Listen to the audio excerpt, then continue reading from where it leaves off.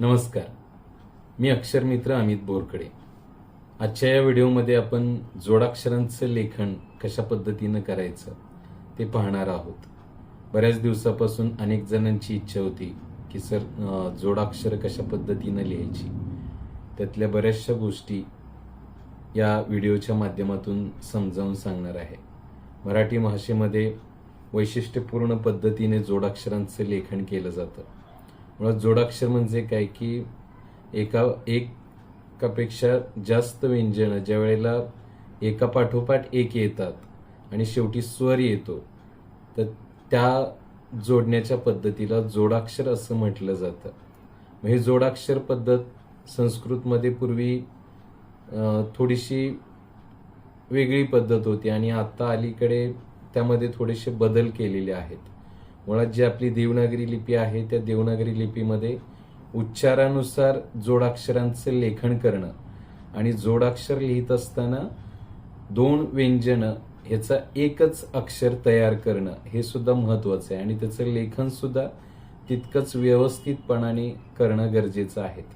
आपण नेहमी लिहित असतो, पण त्यातल्या काही पद्धती जर आपण समजून घेतल्या तर जोडाक्षर मुलांना वाचण्यासाठी आणि लिहिण्यासाठी सुद्धा त्याचा खूप चांगल्या पद्धतीने उपयोग होतो. तर बघूया आपण जोडाक्षरांचं लेखन. लेखनाच्या दृष्टीने महत्त्वाचा भाग म्हणजे जोडाक्षरांचे लेखन. मराठी भाषेमध्ये वैशिष्ट्यपूर्ण पद्धतीने जोडाक्षर लेखन केले जाते.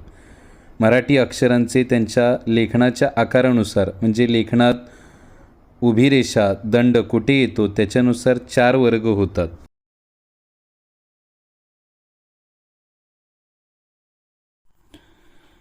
मराठी भाषेतील जोडाक्षर लेखन हे खूप वैशिष्ट्यपूर्ण आहे.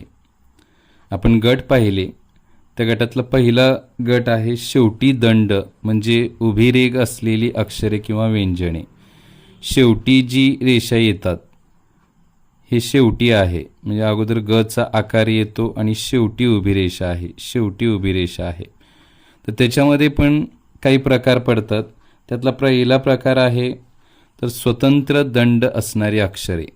खालील अक्षर जर आपण बघितली, ग, न आणि श ही व्यंजनं आहेत, तर त्याच्यातल्या उभा दंड किंवा उभी रेघ ही स्वतंत्र आहे. या पहिल्या आकाराला ती चिटकलेली नाही, ही उभी रेषा स्वतंत्र आहे. मग या अक्षरांचं लेखन करत असताना जोडाक्षरामध्ये अर्ध अक्षर कसं होतं किंवा ते दुसऱ्या व्यंजनाला जोडत असताना ते कशा पद्धतीनं जोडलं जातं. गला ग हेच व्यंजन जोडलं तर त्यावेळेला ते चिटकून लिहायचं नाही, कारण याच्यामध्ये उभी रेघ किंवा उभा दंड हा स्वतंत्र आहे. म्हणून ही अक्षरसुद्धा जोडाक्षरामध्ये स्वतंत्रपणे लिहायची, याची काळजी घ्यायची. न ला न लिहिताना या पद्धतीनं लिहा आणि श ला श लिहिताना तो देखील न चिटकावता अशा पद्धतीनं लिहा. या अक्षरांना कोणतंही व्यंजन जोडा, क पासून न्य पर्यंतचं कुठलंही अक्षर जर जोडलं, कोणतंही व्यंजन जोडलं, ग ला आपण व जोडलं तरी तो सुद्धा स्वतंत्र लिहायचं आहे. श ला समजा आपण य जोडला तर तो सुद्धा स्वतंत्र लिहायचा आहे. एखादा शब्द बघूयात आपण. अण्णा हा शब्द आहे, तर तो लिहित असताना न, दोन्ही न हे स्वतंत्र लिहायचे आहेत. उभी रेषा फक्त यातली कट होईल, निघून जाईल, तर आणि राहिलेली ही अक्षरं आहेत ती स्वतंत्रपणे लिहायची आहेत. अश्म असेल,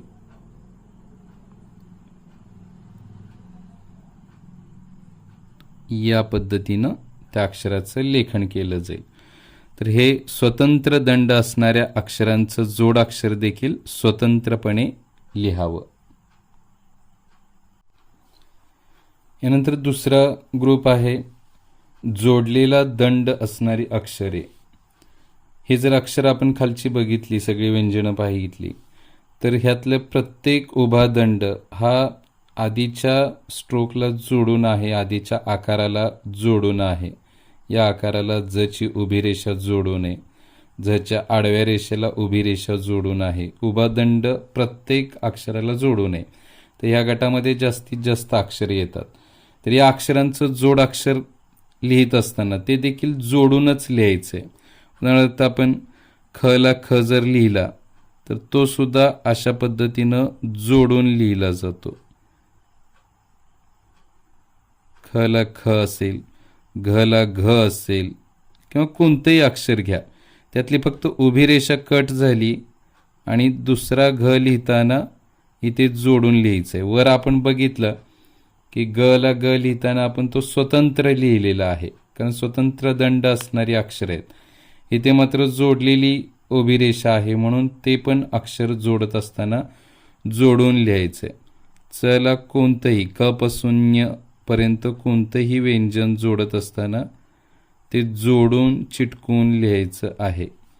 या पद्धतीनं या अक्षरांचं जोडाक्षर लिहायचं आहे. या गटात हे अक्षर चिटकून लिहायचे आहेत. जिथे जिथे उभी रेषा चिटकून आहे ते अक्षर चिटकून लिहायचं, एवढं फक्त लक्षात घ्या. यातले काही शब्द बघूयात आपण.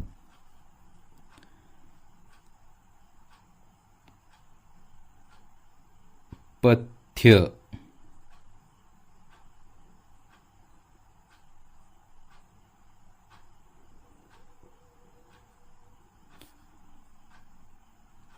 तर स्वच्छ, स ला व चिटकलेला आहे आणि छ ला देखील च हा चिटकून लिहिलेला आहे. च ची फक्त उभी रेषा कट झाली, थ ची फक्त उभी रेषा कट झाली आणि पुढची अक्षरं त्याला सगळी जोडून लिहिलेली आहेत. पल्लवी, ल ला ल आपण जोडतो त्यावेळेला त्यातली फक्त उभी रेषा निघून गेलेली आहे आणि दुसऱ्या ल ला तो अक्षर चिटकलेला आहे. पल्लवी, स्व आणि छ, पथ्य. या पद्धतीनं हे जोडून लिहायचे आहेत. ह्याच अक्षरांचं आपण अर्ध अक्षर देखील बघूयात. ख अर्धा या पद्धतीने असेल, घ अर्धा एवढाच असेल, च अर्धा, उभी रेषा फक्त त्यातली निघून जाईल, ज एवढाच आकार आहे, झ मध्ये एवढाच आकार आहे, त पण अर्धा, फक्त उभी रेषा त्याची निघून गेलेली. ही सगळी अर्धी अक्षरं या पद्धतीनं आपण सराव करायचा आहे.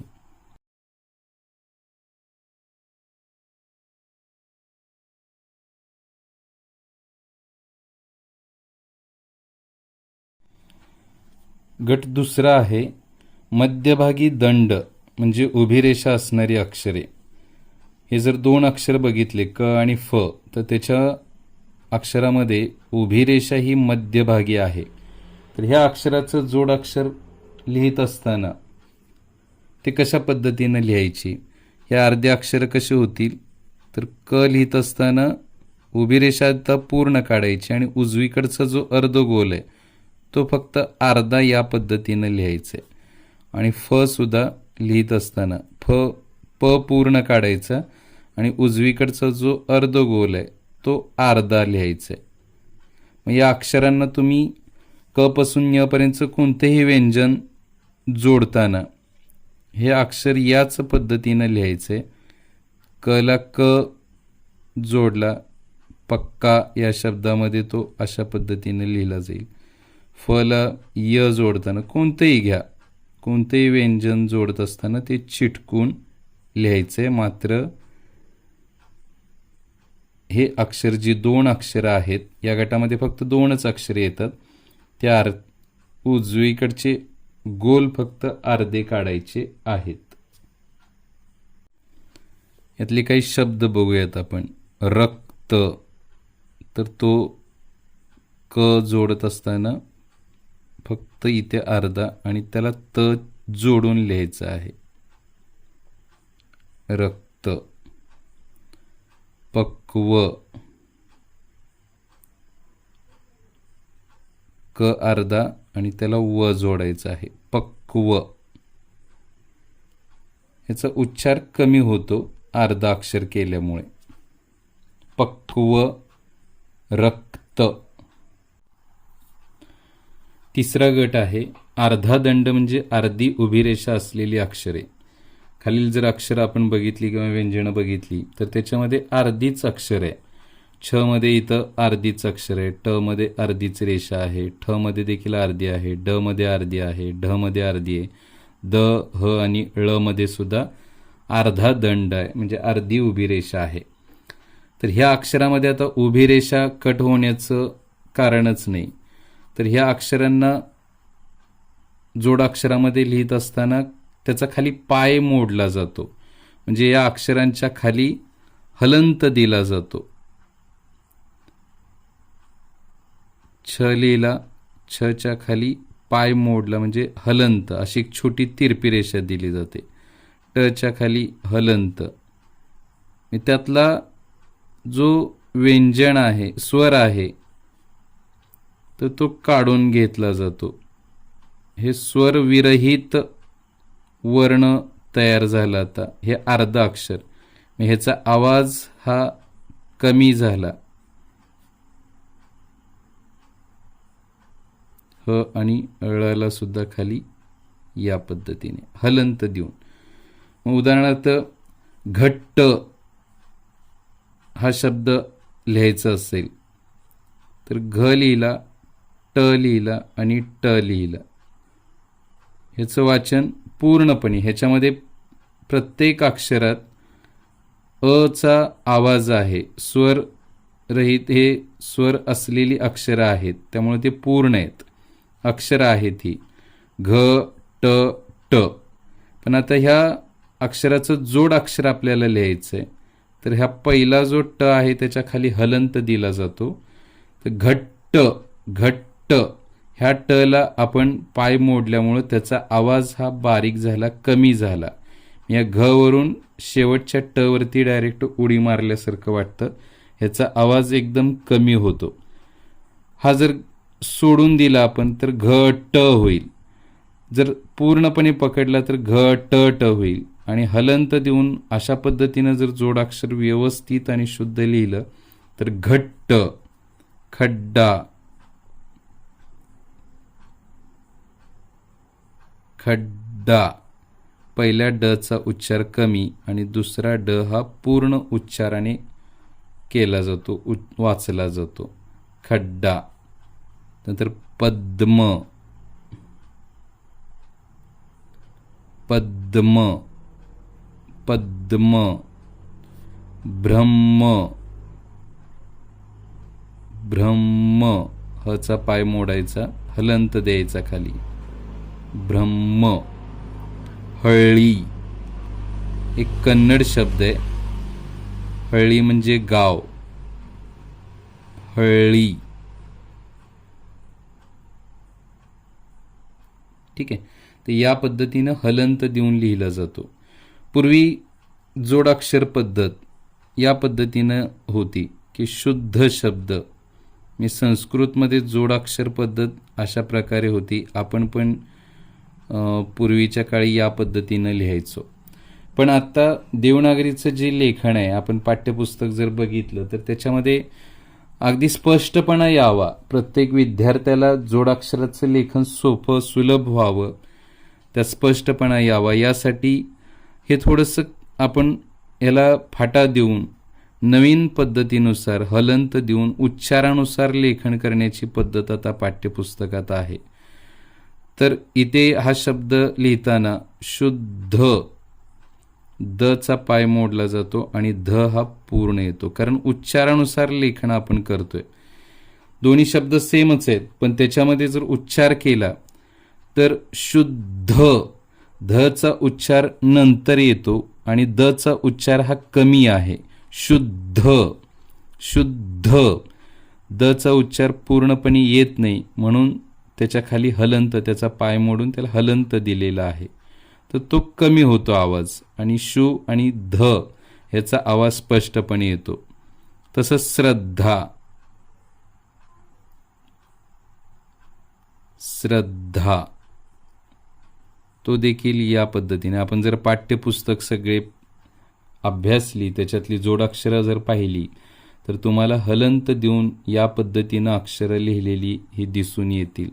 श्रद्धा, धाचा उच्चार स्पष्ट येतो आणि शेवटी येतो, आणि दचा उच्चार हा कमी येतो, तो मध्यभागी येताना दिसतो. तुम्ही उच्चार करून बघा. श्रद्धा, श्रद्धा. नंतर पद्धत, पद्ध, पद्धत. धचा उच्चार स्पष्टपणे येतो. त्यामुळं जुनी ही जोडाक्षर पद्धती आहे ती आत्ता हाताने लिहित असताना वापरायची नाही. ती थोडीशी कालबाह्य झालेली आहे. पाठ्यपुस्तकात जशी जोडाक्षरं दिलेली आहेत त्या पद्धतीने आपण ती जोडाक्षरं लिहायची. ह्यात सुस्पष्टपणा आणि सहज सुलभता येते. वाचणाऱ्याला अगदी पहिली दुसरीच्या सर्व विद्यार्थ्यांना सुद्धा या जोडाक्षरांचं वाचन अतिशय स्पष्टपणे करता येतं. ब्राह्मण हा शब्द सुद्धा बघा. ब्राह्मण. आता याच्यामध्ये पूर्वीच्या काळी अर्वाचीन काळात ज्यावेळेला मुद्रणकला अस्तित्वात आली, पण त्यातून देवनागरीचं टायपिंग करताना ही अक्षरं थोडीशी लिहिताना टाईपच्या दृष्टिकोनातून थोडंसं कठीण होतं. त्यामुळे हे अक्षरं जे आहेत, तर विद्या शब्द असेल किंवा तक्ता हा शब्द असेल तर तो या पद्धतीनं वापरला जायचा. मी त आणि क आणि तचं जोडाक्षर या पद्धतीनं वापरलं जायचं. तक्ता पूर्ण लिहितो, लक्षात येईल. तक्ता. पण तो आता हे आपण यूज करत नाही, वापरत नाही. त्याच्याऐवजी आपण स्पष्टपणे क अर्ध लिहून त्याला त जोडला जातो. तक्ता. क्रमांक असेल तर या पद्धतीनं लिहिला जायचा शब्द क्र, पण तो आता पूर्ण क काढायचा आणि त्याला र जोडायचा आहे. ह्या काही बदललेल्या गोष्टी आपण पाठ्यपुस्तकात बघायचे आहेत. जुनी जी अक्षरं आहेत ती आता हाताने लिहिताना वापरायची नाहीत. त्यानंतर वरील हे जे अर्धा दंड असणारी अक्षरं आहेत यांना य जोडत असताना आपण आत्तापर्यंत बघितलं की प्रत्येक अक्षराला य हा पूर्ण जोडलेला आहे. मी वरच्या गटामध्ये गच्या गटामध्ये पहिल्या गटात सुद्धा जोडत असताना तो य असा पूर्ण काढला होता. मी वरच्या शिरोरेषेपासूनच काढला होता. त्यानंतर जोडून रेषा असलेल्या अक्षरामध्ये सुद्धा य लिहिताना तो आपण इथून काढला होता असा य. क ला सुद्धा जोडत असताना मध्यभागी उभा दंड असलेल्या अक्षराला सुद्धा जोडताना तो य पूर्ण काढला होता. मात्र ज्याच्यात उभ्या दंड नाही किंवा अर्धा दंड आहे, अर्धी रेषा आहे, त्या अक्षरांना य जोडत असताना तो य या अक्षराला या कोपऱ्यापासून आडवी रेषा काढायची आणि नंतर य लिहायचं आहे. छ. त्यानंतर ट ला देखील त्याच पद्धतीनं ट लिहायचा, या कोपऱ्यापासून य जोडायचं आहे. य पूर्ण लिहायचा नाही. हे फक्त अक्षरं लक्षात ठेवा. ज्यांना अर्धीच उभी रेषा आहे तर तो य देखील अर्धाच काढायचा आहे. खोड्या, खट्याळ, खोट्या असे जे शब्द आहेत, काळ्या, पद्य,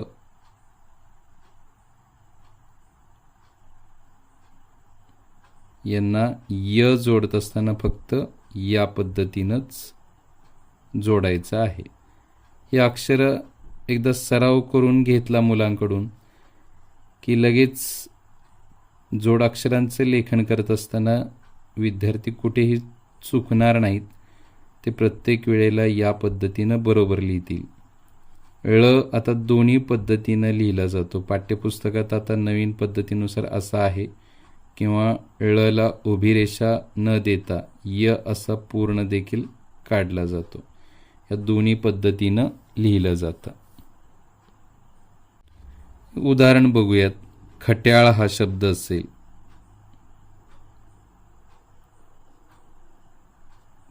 तर तो य, ट आणि य चं जोडाक्षर या पद्धतीनं लिहायचंय. य हा वरच्या शिरोरेषेला चिटकून लिहायचा नाही. काळ्या.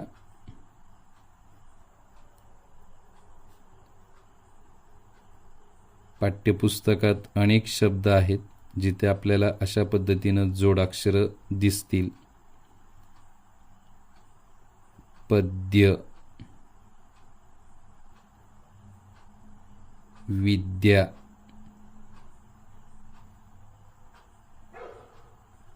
आता संगणकावरती किंवा मोबाईलवरती टाईप करत असताना विद्या हा शब्द या पद्धतीनं टाईपच होत नाही. तो तंत्रज्ञानाचा थोडासा दोष आहे. टेक्निकल पद्धतीने जर आपण मोबाईलवरती टाईप करायला लागलो तर या असं टाईप होतं. विद्या असं जोडून टाईप होत नाही. तंत्रज्ञानाची त्या काळची मर्यादा होती. अलीकडे नवीन जे फॉन्ट बनवलेले आहेत, नवीन टेक्नॉलॉजी आलेली आहे, त्याच्यामध्ये या पद्धतीनं टाईप होतो. पण मोबाईलवरती आजही आपल्याला अशा पद्धतीनंच अक्षरं दिसतात. पण हाताने लिहिताना आपण या पद्धतीचा वापर करायचा नाही. हाताने याच पद्धतीनं जोडाक्षरं लिहायची आहेत. शेवटी आपली जी लिपी आहे ती हस्तलेखन लिपी आहे. पूर्वी हाताने सगळी अक्षरं लिहिली होती आणि नंतर मग ती संगणकीकृत झालेली आहेत. त्यामुळं ही अक्षरं काही संगणकावरती फायनल झालेली नाही आहेत, तर ती हाताने लिहूनच फायनल झालेली आहेत. त्याची रचना हाताने लिहिल्यानंतरच झालेली आहे. त्यामुळं हस्तलेखन हे प्रमाण मानावं. पूर्ण वर्णमालेमध्ये, अक्षरमालेमध्ये दंड नसलेलं एकमेव अक्षर आहे आणि ते म्हणजे र. पुढचा गट तोच आहे, दंड नसलेलं अक्षर. तर र जोडण्याच्या वेगवेगळ्या पद्धती आहेत. हे एकच व्यंजन आहे, पण जोड अक्षरामध्ये र कधी रफार होतो, कधी रकार होतो. तर ज्या वेळेला अक्षराच्या अगोदर र येतो, उदाहरणार्थ र आणि दुसरं व्यंजन येतं एखादं, क असेल, तर त्यावेळेला तो रफार होऊन जातो. रक, रक, रक, रचा उच्चार आधी आणि नंतर क येतो, त्यावेळेला तो रफार होतो. रफार असा गोल वाटी देऊन लिहिला जातो, रफार. आणि रचा उच्चार जर नंतर आला, समजा क आहे आणि रचा उच्चार जर नंतर आला तर तिथे मात्र रकार होतो, क्र, क्र. तर तो रकार खाली तिरपी रेषा ओढून लिहिला जातो, क्र. त्याला म्हणतात रकार. ठीक आहे. काही वेळेला रफार होतो, काही वेळेला रकार होतो. हा रकार यला आणि हला या अक्षरामध्ये रकार हा या ठिकाणी जोडला जातो. तो खाली जोडला जात नाही. हला देखील या ठिकाणी जोडला जातो. मग खऱ्या, इथे रकार जोडला जातो. साऱ्या, त्यानंतर ऱ्हस्व किंवा ऱ्हास, वराड, कुऱ्हाड, ह्याच्यामध्ये या ठिकाणी रकार जोडला जातो. हा रकार आहे. तला रकार जोडत असताना बऱ्याचदा त्र हे आपण स्वतंत्र अक्षर आहे असं समजून घेतो, पण तला रकार जोडत असताना तो इथं चिटकण्याची शक्यता असते. त्यामुळे या पद्धतीनं न लिहिता हा जो आकार आहे तो थोडासा या अँगलमध्ये असा टर्न केला जातो. तचा जो हा आकार आहे, तचा आकार, तो असा लिहिला जातो आणि त्याला खाली रकार जोडला जातो. हा आहे त्र. तर त्र हे स्वतंत्र कुठलेही अक्षर नाही. त आणि रच हे जोडाक्षर आहे. त्र, त आणि र ह्या वर्णांचं ते जोड अक्षर आहे. फक्त लिहित असताना ते या पद्धतीनं, हा त आणि त्याला रकार, त्र, अशा पद्धतीनं लिहावं. अर्धी रेषा असणारी जी अक्षरं आहेत, उदाहरणार्थ ट आहे, ट हे छोटं अक्षर आहे, तर त्याला रकार जोडत असताना म्हणजे आपल्याला त्याला रकार जोडायचा आहे, जोडाक्षर लिहायचं आहे, तर तो ट लिहित असताना तिथे रकार फक्त एवढाच दिला जात नाही, तर हलंत सुद्धा काढला जातो आणि तो या चिन्हामध्ये जोडला जातो. ट्र असेल किंवा डला ड्रम आपण हा शब्द वापरतो, तर त्या ड्रला सुद्धा रकार आणि हलंत हे दोन्ही अक्षरं काढली जातात. दला मात्र हलंत दिला जात नाही. दला रकार देताना तिथे फक्त तो डायरेक्ट जोडला जातो. ड्र मध्ये तो या चिन्हाच्या माध्यमातून लिहिला जातो. शला रकार जोडत असताना तो या पद्धतीनं लिहिला जात नाही. त्याच्याऐवजी हे आधुनिक श आहे, पण अर्वाचीन काळातलं प्राचीन काळातला जो श्र आहे, याचं जे पूर्वीचं अक्षर आहे, तर तो श्र असा श लिहिला जायचा आणि त्याला रकार जोडला जायचा, तर तो श्र आहे. म्हणजे जोडाक्षरामध्ये श हा या पद्धतीनं लिहिला जायचा. आजही संगणकावरती मोबाईलवरती आपल्याला श अशा पद्धतीनं लिहिलेला आढळून येतो. श आहे तो. विश्वास किंवा श्वास शब्दामध्ये तो अशा पद्धतीनं लिहिलेला आपल्याला आजही आढळतो. पण तिथे त्याला जर रकार असेल तर ते चुकीचं अक्षर होईल. त्यात रकार नसतो, फक्त श असतो. आणि शला जसा रकार आहे तो या पद्धतीनं न लिहिता अशा पद्धतीनं लिहिला जातो.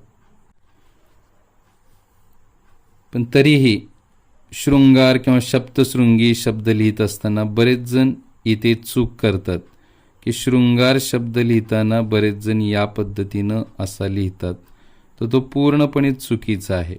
या अक्षराची जर आपण फोड बघितली तर यामध्ये रकार पण आले आणि रुकार पण आलेला आहे. श आहे, रकार आहे म्हणजे र आहे, आणि याला रुकार दिलाय म्हणजे रू पण आहे. रूच्या ह्या स्वरचिन्हाऐवजी हे स्वरांश चिन्ह आपण तिथे वापरतो, तर हे समीकरण पूर्णपणे चुकीचं होतं. रकार आणि रुकार हा एकदाच दिला जात नाही. मग हा शब्द हा पूर्णपणे चुकीचा आहे, हे समीकरण चुकीचं आहे.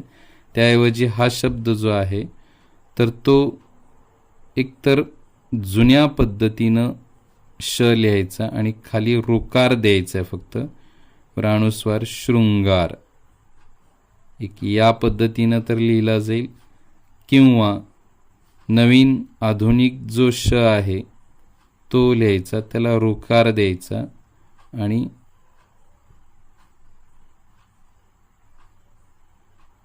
या पद्धतीने आपण शृंगार लिहू शकतो. रकार आणि रुकार हे एकदाच लिहायचे नाहीत.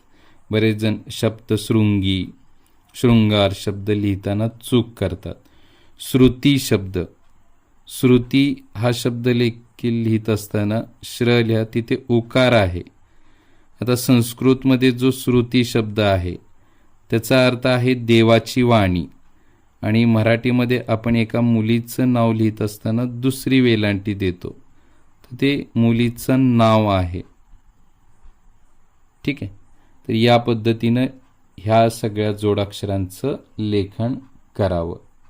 वरील ही सर्व माहिती गेल्या अनेक वर्षाच्या अनुभवाच्या आधारे आणि महाराष्ट्र शासनाचे देवनागरी लिपीचं वर्णमालेनुसार मराठी हस्तलेखन त्याचा 10/11/2022चा जो GR आहे किंवा 6/11/2009चा जो GR आहे, त्या GRला अनुसरून ही सर्व माहिती दिलेली आहे. धन्यवाद.